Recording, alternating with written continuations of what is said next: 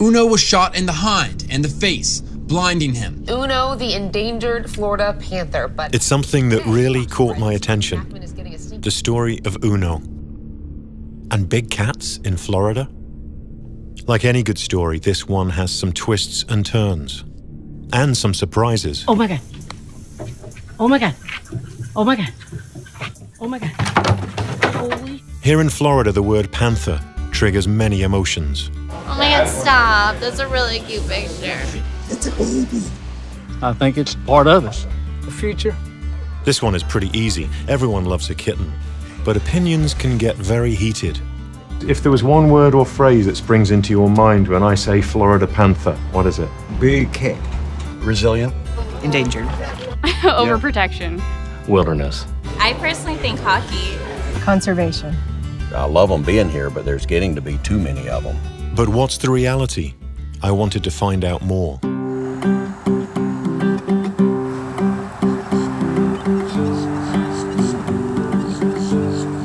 I'm Chris Morgan. I'm an ecologist and filmmaker. I've spent my life studying and understanding bears and other carnivores, and what people need to keep them around. Ladies and gentlemen, here's Chris Morgan. Chris.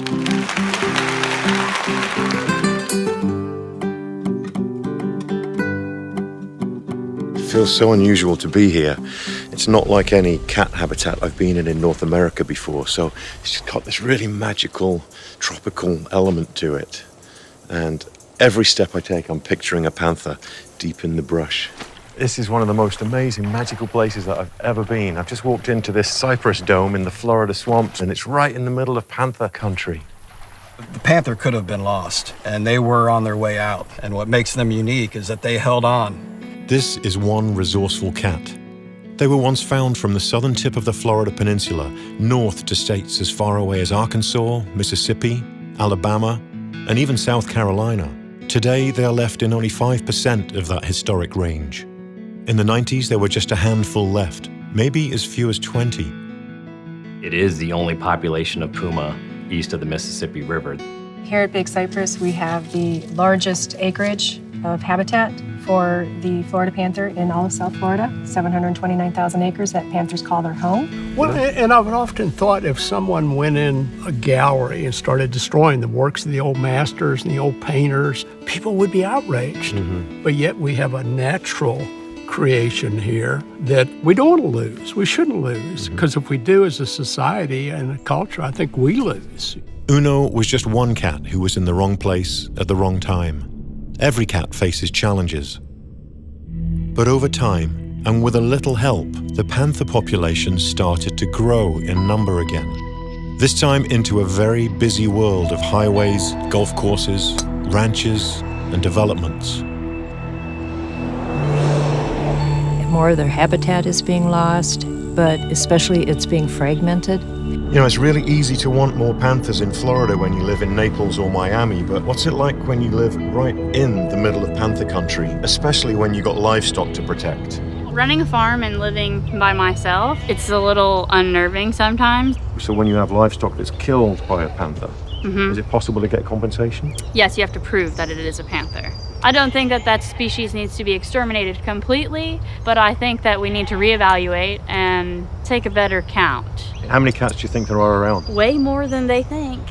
Do you think there is a future for the Florida panther here in Florida? I'm kind of like in the middle. Yes, absolutely. Definitely. Yes. Yes. Yes. Yes. I hope so. Any animal that's indigenous to the area belongs there. But that's more complicated than it sounds, especially when hungry panthers eat people's chickens and goats. It's very easy to preach to the choir to save the panther, but what is more important is to walk a mile in somebody else's boots and to understand their perceptions, their fears, and their values relative to the panther. I'm going to go and visit a rancher now who's part of a family that's been here for 3 generations of ranching in Florida. And maybe I'll even get to jump on a horse. Ranchers that I speak with feel that they are stewards of the land, and the panther is part of that landscape. But it's the balance that we're concerned about. That it's not like we're against panthers or we don't like having panthers. Yeah. We just don't want panthers eating our calves.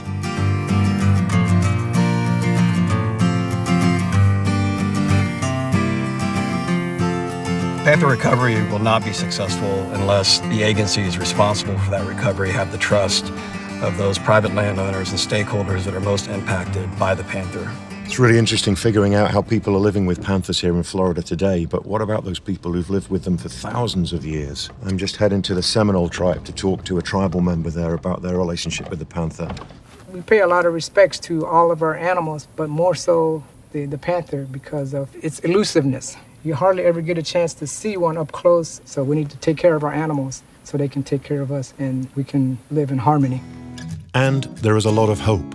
For the first time since the early 1970s, a female panther and kittens have been spotted north of the Caloosahatchee River, meaning their range is expanding. As far as panther conservation, this is a success story in the making. We just need to continue to push forward. But unlike the publicly owned parks in the south, much of the land up north is owned by ranchers. Ranchers can be the real champions of this story. So much of the panther's future is in their hands. It's all about balance. How do we balance the animal, the people, with the rancher, so everybody lives happily? These cats are so elusive. This might be my only chance to see a panther in the flesh at Naples Zoo. And it's also a place that takes panther conservation really seriously. And it's not just about the panthers for these people, it's about people as well. And moments like this, when I finally come face to face with Uno, blinded by a shotgun blast to the face. It's just really moving, actually, thinking about how he has become this ambassador for this entire species in Florida, and that people flock to this place to see him. They say that he's almost like an animal that knows it's been rescued, and he's grateful for it. How incredible is that? And who is this on your shirt? What do you think of Uno? I like it. I'm on the beach in Naples, and it's just beautiful. And it's hard to believe that half an hour drive that way, I'm in Florida panther habitat. And no matter where I've been in Florida, a place that I've fallen for, I knew I was going to be interested and intrigued by the panthers themselves, but Florida and the people here have been wonderful and warm and welcoming.